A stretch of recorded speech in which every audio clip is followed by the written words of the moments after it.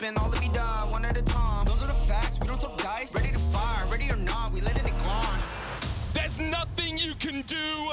RNG are your nightmare. Set it off like this, set it off like this. Burn it up,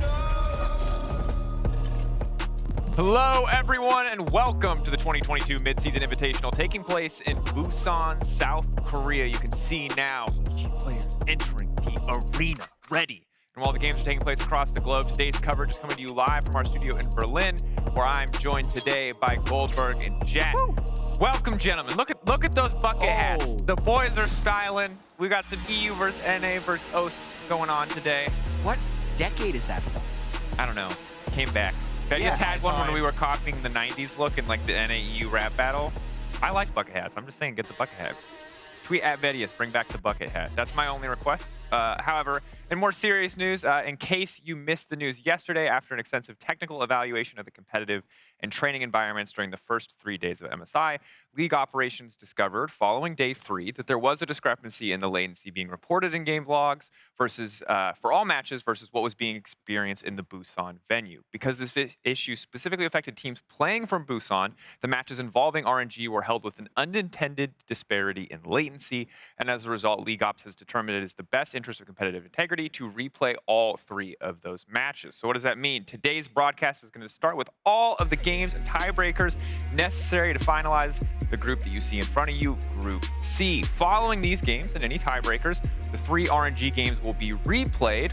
Any tiebreakers necessary to finalize that group will be played tomorrow. And of course, yesterday's matches were played with the updated configuration, and RNG, well, to the surprise of very few, dominated just as hard as they did before. 3-0, 6-0, 9-0. What's it going to be? Officially, it can only be 6-0. Unofficially, it already is 6-0. Yes, absolutely. Well, and yeah, we're going to see. But there's this doubt in my mind, Jatt, after yesterday. I think maybe there's one team that can take a game off of RNG. Are they from the PCS? Yes. I know what you're thinking. Multiple choice. It was a multiple choice question technically, but I think there was one answer. And while, of course, Istanbul Wildcats were knocked out, we did get to see some still hype moments in that final game. We'll see if maybe they can play for pride today, show us more crazy curved Nautilus hooks. And I feel like that was the story of yesterday's games, all in all total, coming from pretty much every team. Yesterday's games were quite bloody, specifically in the early game, and specifically with the Wildcats as well. As you already mentioned, unfortunately, they are already knocked out of contention for this game. But that didn't change the fact that in yesterday's pre-game analysis, or post-game rather, with the AD, where they had the breakdown of all the clips coming through, it was kill on kill on kill on kill, and it was for 14 minutes, man. It was absolutely crazy. Big clutch Baron steal by Way right there. I mean, tough situation, in my opinion, tough situation for all teams involved here. We ended up getting a very competitive game at the end of the day, but I think because of that Baron steal, mainly RNG was able to come on top and stand defeated. Absolutely. And today we're going to see if it takes a little bit more than a Baron steal. Maybe PSG can show us a clean performance all the way through, maybe finding a win. But again, still an underdog battle and still very much later in the day. So for now, let's focus in on Group C. Take a look at the games coming out right now. Take a look at the ranking as it stands. G2 Esports currently 4-0, 2-2 for EG, Order at 0-4. Remember, these teams play each other as it is only a 3-team group 4 times. So EG can come back and tie up G2 easily. Order could come back and tie up G2. Order can also technically they could still make it. It is possible. It is in the realm of possibility. I'm not going to tell you that it is easy. I'm not going to tell you that it is likely, but it is technically possible. Yeah, here you see the post-game breakdown for the last G2 win over EG. The near, or actually, sorry, this is the first game that they played, which was very one-sided, and the second one they played was a very close game. Second game was close, but I feel like a lot of fans still felt that sentiment, even in the end, came down to more G2's mixed execution of the late game rather than EG. And yes, of course, EG, they did come back, and they did make the game closer, but then it still faltered. And I think when you take a look at the two teams going up against each other, G2 still has the edge over EG. So yeah, still a tough battle for them. Well, and we'll see. Are EG going to get stronger in the early game, or is EG going to clean up their mid game? Because you can see behind me the cliff that is G2 around the Baron pit, and all it could take is another cliff like that with a little bit cleaner fighting from EG to end up in an EG victory. Yeah, I think that game ended up being very close. And initially, when I saw this group, I was very looking forward to the 4 G2 EG games. Yes.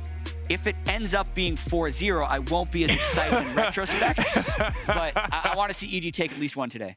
I think it'd be cool, and I would love to see some really explosive fights, explosive picks, a lot of opportunities to do that. But for now, let's focus in on the players on each team we expect maybe to have the greatest impact, maybe just have the spiciest picks, maybe just to be the most interesting. These are our players to watch, and we'll kick things off with EG and Jojo Pune. And why listen to what we have to say when you can read what Inspired has to say? Still scaling at Jojo Pune Law, becoming useful. We are soon there. And I feel like you take it from this guy as well, right? I mean, coming into the tournament, I feel like a lot of people had anticipation to the rookies coming through, Jojo, Danny, both of them really not finding their footing initially. But this is two guys who's having their first international tournaments. This is where you build a foundation, and especially the scaling part that Inspired is mentioning. This guy, Jojo, he did scale. He did get better. I feel like the performances we've seen from GG in general has become elevated, and they have become better as we have progressed through the tournament. Yeah, I mean, they started off with 2 games against G2, lost both of them. Then they had 2 games against Order, and have looked progressively better. Obviously, their competition did get easier in the next 2 games, but just getting a little bit more settled, I think, helps Jojo a lot. Absolutely. And I think then when we look ahead to G2's early run, obviously so strong now that they're 4-0. They win a single game. They are guaranteed locked. And the thing to look at then becomes, when do we get to see the weird stuff? Because I'm a big fan of big champion pools. Broken Blade, no stranger to big champion pools. He picked Corki into Gangplank. A lot of you might not remember that. He picked a lot of Yone.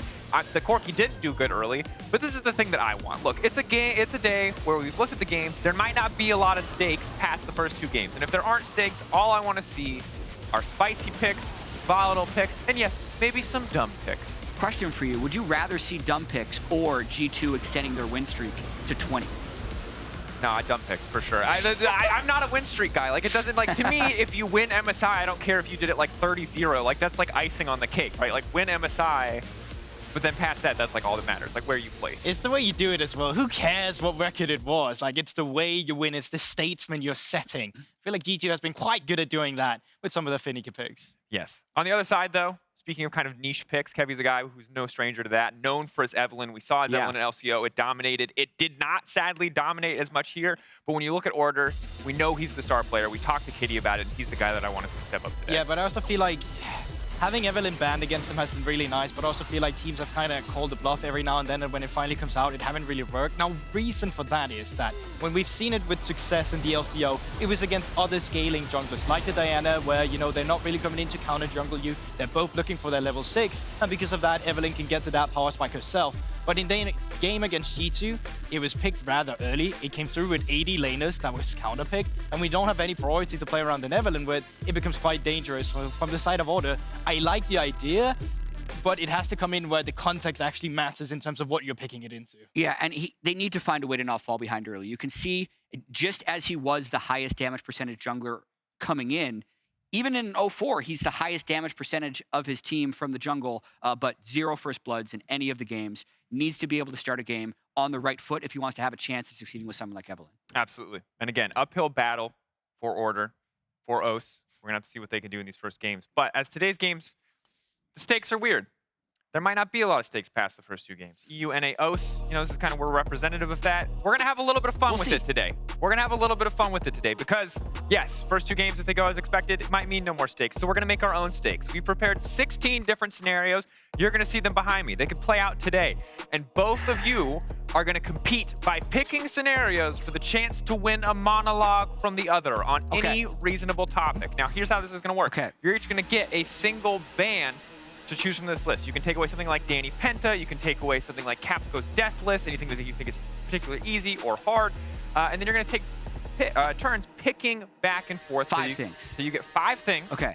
And the person who has the most things right at the end of the day will be the winner. The other person will owe that person a monologue, which they will do and perform live today. Nice. For maximum embarrassment. You can follow along from home. And of course, additionally, one of your 5 must be a blind pick. The blind picks will only be told to you once you select them. Quickshot has picked a mystery circumstance. Kitty, mystery circumstance. Raz, mystery event. Producers, mystery events. Okay.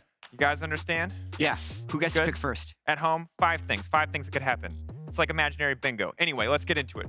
First ban. There's no coin flip backstage because this is not an official anything. So I'm arbitrarily deciding that Guldborg, you're going to ban first. Jojo Pin tweet, ban it. All right. Okay. Who picks first? You're going to pick first. Okay. Then... So Jojo Ping tweeting something cocky after a game has been banned. Yeah. I will ban... You're so underprepared. EG bot lane dies in lane. because I don't want anyone to have something going on there. And I will first pick Broken Blade guys on side lane. Because that's definitely happening in one of the 4 games. Okay, that was mine. Impact gets Gangplank. Impact gets Gangplank. All right. You got your pick? Remember, you have to at some point pick a blind pick. Yeah. You can save it for your last pick. But so Kevy is going to play at least 1 of 4 games AP, for sure. That's my other one. Okay, 2. Smack talked you an interview. We get a lot of interviews today. I feel like that's guaranteed. my I should odds have are done high. that one. Yeah, I should have done All that right, all one. right. So we have 2 each. So, Jatt, you currently have Broken Blade dying in a side lane. Kevy goes AP. And then we have Impact Gangplank and Smack Talk during interview for Guldborg. Will I find out what this blind pick is if I pick it right now? Yes? I'm doing Raz blind pick. You will find out. I'm still doing it. You're doing Raz blind pick 3. I'm a mystery box kind of guy. Like, who knows what could be in that mystery box? It could be a win. It could be anything. Could be nothing. I love mystery box. I'm doing Raz. Raz blind pick. At first, I was like, Kitty sounds like an interesting blind pick, but she's probably prepared something like OC will get a win, so I'm going to go with Quick Shot instead. All right, Quick Shot, blind pick the 3rd. We will get the blind picks to you momentarily. We'll continue the draft as normal. 4th pick, Jatt. Producer blind pick. Double blind pick! I'm getting all of them. If he doesn't take Kitty, I'm going that way Okay, guess I'm taking Kitty now. No, you don't have to take the blind pick. Why are you taking blind picks? I started a run. There's freebies. I know. I like got taking him the in there. chances. Okay, final pick. Yeah. My final pick, Danny's not getting a Penta, but I don't think. And I think Cap's going that's just 1 game or for the whole one game. doing Any deathless game. Damn it. All right, that's 5. Yeah. Okay, I'll take guest analyst, says the mystery word. We will find out the mystery. You're not going to know the mystery word at home. This is how this is going to work. The mystery word we will reveal to you once we get an analyst to say it, or at the end of the day, if you fail, we will reveal what the mystery I word is. get to know what it is? You get to know what it is. Jack gets to know what it is. I get to know what it is. No one else gets to know what it is. To recap, Guldborg, you can correct me if I'm wrong here. You have Impact gets Gangplank. You have Smack Talk during interview. You have Producer blind pick, Kitty blind pick, and mystery word. I have Quick Shot and Kitty. Quick Shot and Kitty. Raz. Yes. You have Producer Raz. Oh my God, guys. Yeah. He did 2 blind picks. I knew they would be. You never know. Maybe they're going to be easy. Quick Shot blind pick was Guldborg. The Quick Shot blind pick is casters say King's Legacy Dynasty. That is impossible in this one. Okay, it depends if you like. Please. Kitty blind pick is caster makes a down under pun. That's easy. These blind picks are nice. Raz blind pick was inspired spoon feeds Danny a kill. That's going to happen. I knew these. Thanks, Raz. Easy one. Producer blind pick is producers hit a Katarina dagger somewhere in the studio and you have to find it before the end of the day. That has nothing to do with broadcast. All right, see ya. I'm just gonna go start station. You go look, we'll come back to the next segment. All right, we'll get you guys updated scorecards and we'll track those throughout the day, especially if the stakes start to fall away from the games. You can keep an eye on these guys and their stakes and the monologue that's up for grabs. For now, though, we'll focus back in and turn our attention to the games ahead of us, e.g. going up against G2 to start us off, where Inspired and Jankos will face off in our featured matchup presented by Mercedes-Benz.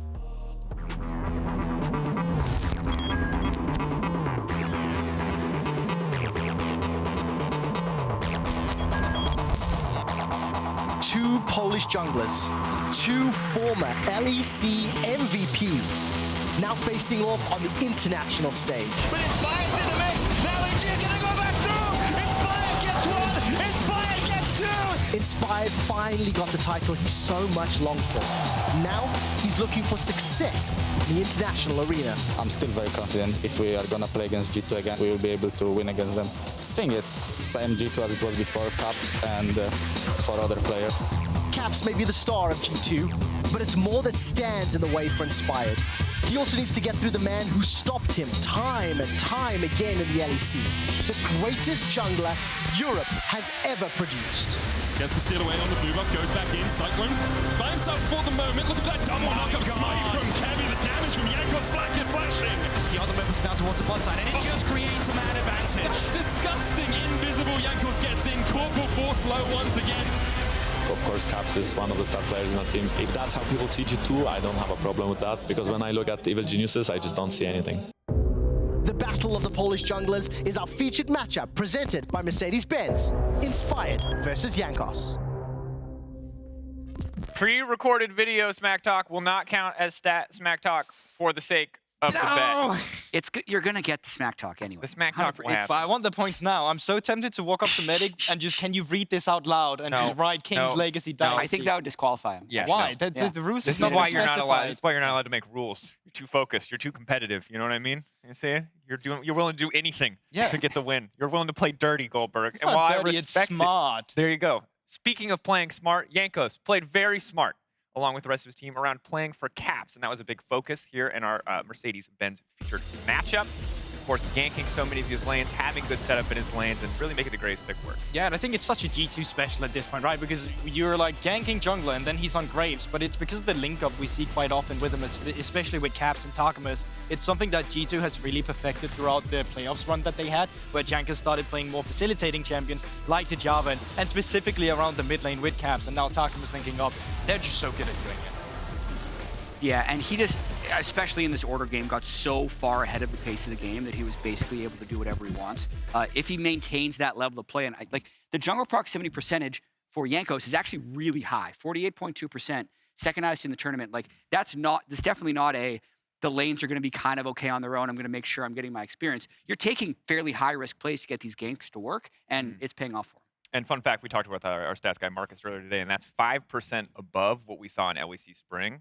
Just as a general, the average is 3% above for MSI already. So we're seeing a ton of ganking junglers. And Inspired, obviously, no stranger to this either. 46, also a huge number for jungle proximity, all things considered. And while the first game we didn't get to see as much with the Karthus, it does feel like Inspired has been ramping up that jungle aggression. And we saw that a ton in the game versus Order. It's especially when you have a meta where currently it's about jungle proximity and junglers, right? Because for junglers, when you're playing individually, yes, you can start excelling at, oh, I know this path and I'm going to counter jungle him when Crocs respawn. But when it's about ganking your laners, it's about setup with your laners, specifically with the 3 members as well. And I think Inspired has been very good all of a sudden into the tournament at ganking around with Jojo for him specifically and with Vulcan as well, finding these link up. It was something that was a little hard for him in the beginning, was Inspired was being facilitated, but the later the tournament, well, the better they actually became at playing together as a team instead.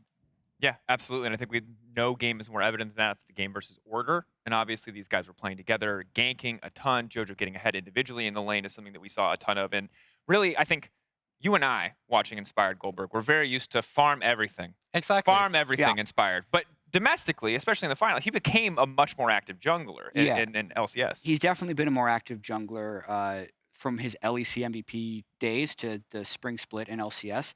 And that's also why, like, he still goes back to the farm style sometimes. He played the Karthus game, but they needed him in the lanes. Like, I think actually as the tournament progresses, we will see those jungle proximity numbers drop, and we'll see games get a little longer. But when players need so much help in lane, the junglers have to be more active. But this specifically is what I love for Inspired as well, right? It's the fact that he suddenly starts linking up with Jojo and they start being around the mid lane. It's very reminiscent of what we saw for G2, but EG is starting to perfect it as well, specifically the game against Order. They had 3 prio lanes, and because of this, they're able to just enable Vulcan on the map. They're able to link 3 members up, as we just talked about, that G2 is very good at doing, but EG is also getting there. The thing for me is with EG, they did this in a game versus Order where they had 3 prio lanes. Yeah. That is, against better team, not going to be the scenario you're walking into. Like, at best, you might have 2, maybe even 1. And it's when you only have these to play around with the smaller advantages that you'll have to become really good and show that you can do it too. So I feel like they had the training wheels on against Order. They'll have to do it without them now against G2. And it is, again, pressure on the team to perform. At the end of the day, first and second, the seeding does not matter coming out of this group. But for EUNA Pride, you want to go 2-2. And speaking of EUNA Pride, let's talk about Guldborg Jatt Pride. Let's talk one more time about bingo. We're calling it bingo. What is it? Bingo, stakes game, whatever. Guldborg, Gangplank, Smack Talk, Mystery Word, which I still don't know. Hidden item. That's just so unlucky. The hidden word. Casters, if you're listening now, you have to mute this because you might be a guest later in the day. Oh, analyst only. Guest analyst only. Yeah, guest analyst Wait, no, only. we can't. I'm telling the audience. I feel like I should have picked more things that was actually related to the game. So far, I only have one thing that can happen in the game. Everything else, it's outside of the game and just broadcast related. Yes. Well, and that was dumb. Your word is ludicrous, by the way. You need to get them to. You need to get a guest analyst to say the word ludicrous with obviously out. Who's your favorite rapper? There you go. Anyway, we're about ready for Champions Select. That's enough from us talking about bingo. Let's get into a game with some actual stakes. Casters, take it away for game 1. Medi time. Woo! Say legacy.